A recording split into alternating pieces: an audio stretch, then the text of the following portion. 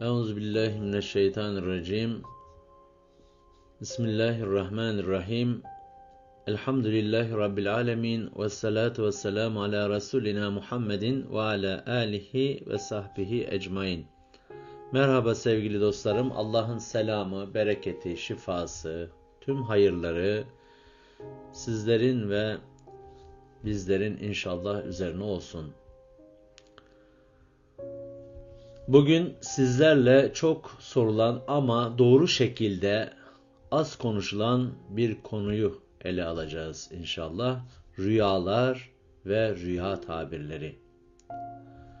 Son yıllarda teknik ya da psikolojik verilerden yola çıkarak rüya yorumları yapanların sayısı ciddi şekilde arttı. Lakin burada çok dikkatli olmamız gereken bir husus var. Rüya yorumlamak, kesin bilgi vermek değildir. Bu alanda bir dönem çalışmış, kendi çapımda anlamaya çalışmış, hem İslami kaynaklardan hem de Young gibi Batı ekolünden gelen düşünürleri incelemiş biri olarak size bazı bilgiler vereceğim. Ancak bu noktada araştırmalar sonucunda son geldiğim nokta, bu meselede el almadıktan sonra hiç bulaşmamak gerektiği gerçeği. Zira kalp ehli değilsen ve icazet almamışsan, rüya yorumu yaptığında tehlikeli kapıları aralayabiliyorsun. Ne yazık ki bu konuyla ilgili ciddi sayıda yorumcu epey bir vebale giriyor.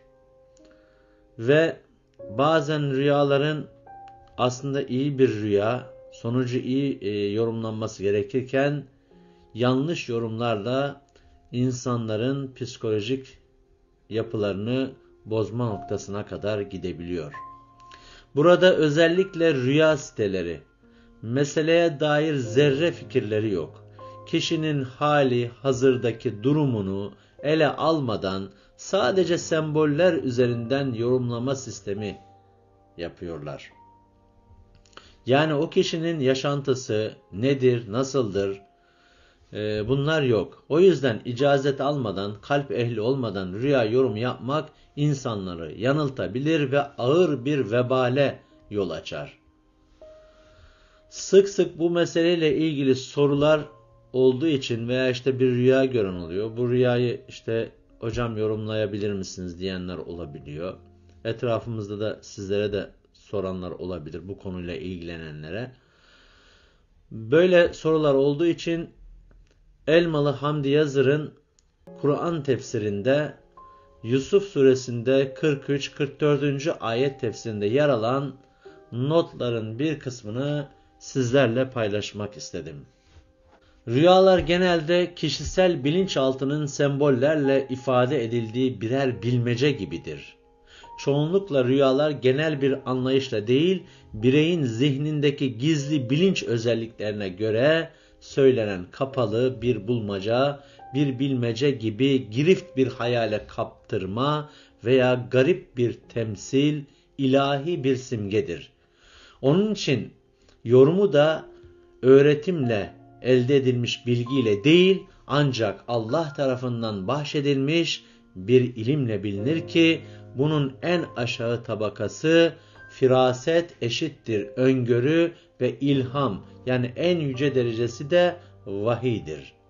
Bundan dolayıdır ki peygamberler dışındaki insanların rüyaları ve yorumları genel anlamda kesin bir bilgi ifade etmez.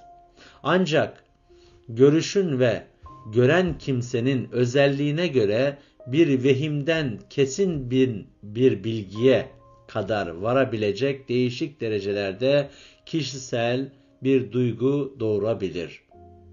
Peygamberler dışındaki kişilerin rüyaları bu noktada kesin bir bilgi içermez. Bunun altını çizelim. Özellikle rüyanın asıl yorumu olaylarla açıklık kazanır. Bazı rüyalar olduğu gibi gerçekleşir. Bazılarının yorumu da birlikte görülür. Bazı rüyalar gören kimsenin vicdanında yorumlanamamakla birlikte doğru bir rüya olduğuna dair kapalı ve fakat zorunlu bir kanaatle birlikte bulunur. Söz konusu olan Mısır hükümdarının rüyası da böyle olduğundan eğer rüya yorumlayanlarsanız diyor, rüyam hakkında bana açıklamalar yapın demiştir. Ruhumuz uykuda da dıştan ve içten etkilenebilir ve kendisiyle konuşabilir. Geçmiş hatıraları çağrışım yapabilir. Böylece rüya ve ahlam denilen kişisel olaylar meydana gelir. Uykudaki bir an iradesine sahip olmadığı için artık bunlar nefsin istek ve dikkati dışında kalarak kendisinden cereyan eden, sökün edip gelen olgulardan ibaret bulunur. Onun için bu çağrışımların başlangıcına yönelik benzeşiklik noktası nefsin dikkatine gizli kalacağından hepsinin toplamı temsil yöntemiyle gerçek anlam yoruma ihtiyaç duyulacak şekilde kapalı kalır. Yani gizli kalır. Eğer bu çağrışımlar yeni bir etkiyle ilgili olmayıp da gerek eğri gerek doğru geçmişle ilgili hatıraların soyut bir yinelemesi ve karışımından ibaret bulunursa ahlam dediğimiz veya edgasu ahlam olur. Evet kardeşlerim, burada hak tarafından bir etki üzerinde gelişen çağrışımlar da rüyayı oluştururlar. Şu halde görmek basit bir sezinleme ile bir çağrışım işlevinin anlamı olduğu gibi, bakın görmek basit bir sezinlemedir ve bir çağrışım işlevinin anlamı olduğu gibi rüyada bir etki ile çağrışım cereyanının ifade ettiği anlamıdır. Yani bazen bir şeyden etkilenirsiniz, o etkide kalır ve o etkiden dolayı o çağrışımı yaptığınız için rüya görürsünüz. Görmedeki çağrışımın benzeşikliğinden o sezinlemenin anlamı okunduğu gibi rüyadaki çağrışımın benzeşikliğinden de o etkinin anlamı okunacaktır. Gördüğün şeyle benzettiğin o sezinleme otomatik olarak anlamını ortaya koyar. Veya etkilendiğin bir hadiseden dolayı gördüğün rüya bir çağrışımdan dolayı olacağı için o etkinin sebebi aslında yaşamış olduğun hadiselerden kaynaklanır. Fakat görme olayı ne kadar zorunlu olursa olsun onda nefsin bakış ve dikkat kesilme gibi gayret ve algılamasıyla ilgili olan tercihe bağlıdır. Yine uykuda insanın nefsi devre dışıdır. Yani bilinci dediğimiz. Rüyalar nefsin kontrolünden bağımsız olarak cereyan eder. Bu yönüyle rüya doğrudan Allah'ın bir tasarrufudur. Evet, rüyalar hadis-i şerifte geçtiği gibi nübüvvetin 46'ta bir cüzüdür diyor Efendimiz sallallahu aleyhi ve sellem. Görmenin netliği dikkatle uyumlu olur. Yani rüyada bir şeyler görürsün ama o rüyada acaba gördüklerinin ne kadar dikkat ettin? Bu önemlidir. Onun için bir bakışı ilişmiş olduğu halde dikkatten kaçan bir takım şeyler bulunur ki ya hiç görmekle ilişkisi olmaz ya da kapalı bir şekilde ilişir. Rüya yalnızca uykuda değil uyanıkken de bazı manevi hallere benzer şekilde de görülebilir. Evet arkadaşlarım, rüya olayı ise nefsin eşittir şuurun istem ve seçimi üzerinde sırf zorunlu bir şekilde işler. Dolayısıyla rüyanın anlamını yansıtan benzeşiklik noktaları yani benzerlik noktaları nefsin iradesine yabancı ve dikkat kesilmesine gizli kalmak bakımından görme anlamı gibi açık, ondan sonra ve yeknesak olmazsa da diğer yandan nefsin istem ve seçimi karışmaması açısından rüyanın doğrudan doğruya Allah'ın bir tasarrufu ve hak tarafından gaybla ilgili bir telkin olması özelliği görme harikasından daha açıktır. Bundan dolayıdır ki İnsanlar rüyalarının gerçekleşmesinde, görmelerinin gerçekleşmesinden çok bir ilahi kanıt görürler. Hiç kuşku yok ki doğru bir rüyaya milyonda bir bile rastlansa bu gerçeğin asla bir zedelenmesi olmaz. Yine bu durum misal alemi ile bağlantılıdır. Yani ruhumuz mana ve madde arasında adeta bir köprü vazifesini görür. Evet, şuna da dikkat çekmek istiyorum. Rüya yalnız uyku haliyle sınırlı bir olay değildir. Uyanıkken özellikle bir karanlıkta veya gözlerinizi yummuş olarak bir murakabe eşittir kendini dinleme konumunda bir sinema görüntüsü gibi görülen bir takım misali görüntüler gerçekleşir ki biz buna biraz önce dediğimiz gibi misal alemiyle olan bağlantıdır. Bunlar sıradan hatırlamalar veya hayal kurmalar gibi sönük değil, tıpkı bir görme kadar parlak ve net olarak gözlemlenir.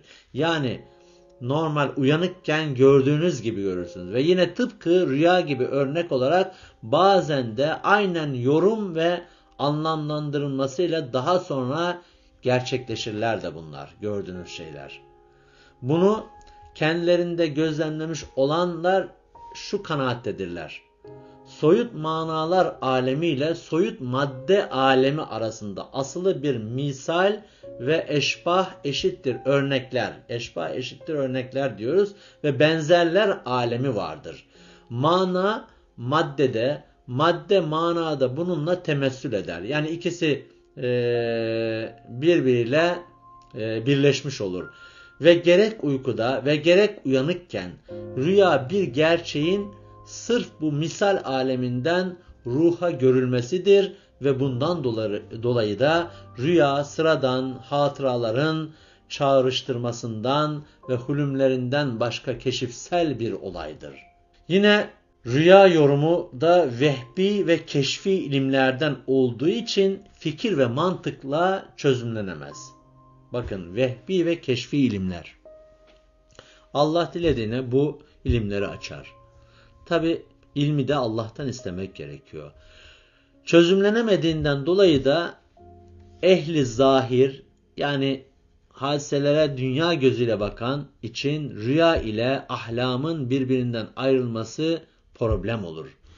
Dahası gaybi sırlardan büsbütün gaflette bulunanlar alemlerin Rabbinin pekala bilen ve pekala hikmetli olduğunu bilmeyenler genel olarak rüyaların hulümlerinden eşittir uyku hayallerinden, hulüm dediğim hayal demek kardeşlerim, ibaret olduğunu ileri sürmeye kadar varırlar.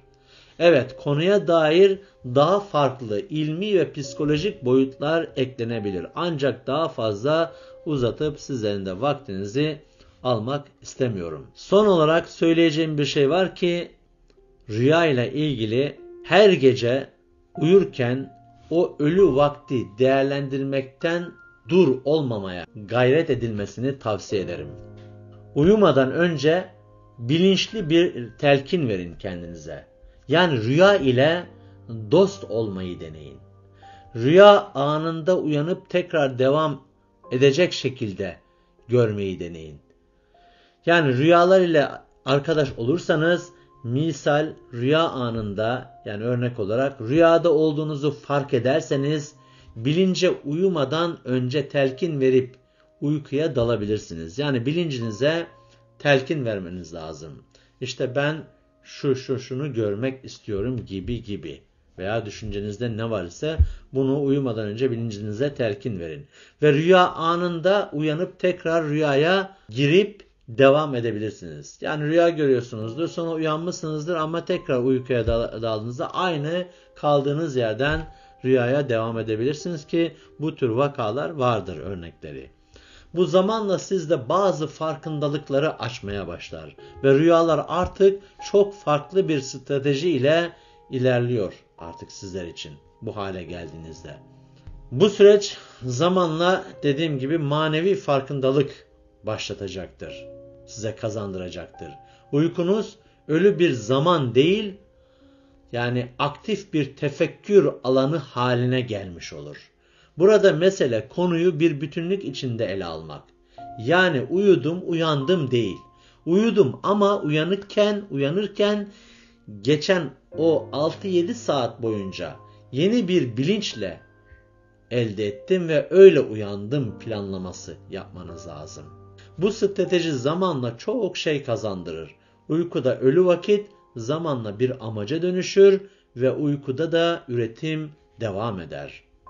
Hatta öyle şeyler olur ki bazı kitapları bile okuyabilirsiniz yani. Hiç bilmediğiniz kitapları.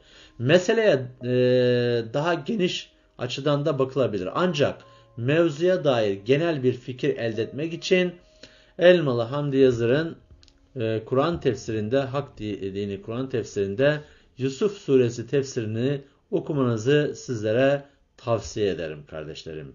Psikolojik boyutu ile ilgili de Young'ın rüyaya dair görüşlerinin toplandığı bir kitap vardı. İnternetten bakılabilir. Bu da okunabilir. Ancak bu kitabı okurken birçok görüşüne şerh düşülecek noktalar da var. Bunu da antiparantez belirtmiş olayım. Okurken ona göre değerlendirmek daha sağlıklı olacaktır. Evet. Fahri Kainat Efendimiz sallallahu aleyhi ve sellem buyuruyor ki, kötü rüya gören uyanınca sol tarafına 3 defa tükürüp şeytanın şerrinden Allah-u Teala'ya sığınsın. Bu takdirde rüya ona zarar vermez. Evet kardeşlerim. Burada tükürme derken yani sol tarafınıza bu şekilde yani sembolik olarak yapmanız gerekir. Uyandıktan sonra kimseye anlatmadan düzenli yapılırsa Allah'ın izniyle o görmüş olduğunuz kötü rüyadan dolayı kişi ondan zarar görmez.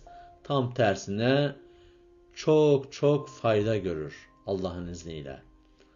Şimdilik rüyalarla ilgili sizlere bahsedeceğim husus bunlardan ibaret.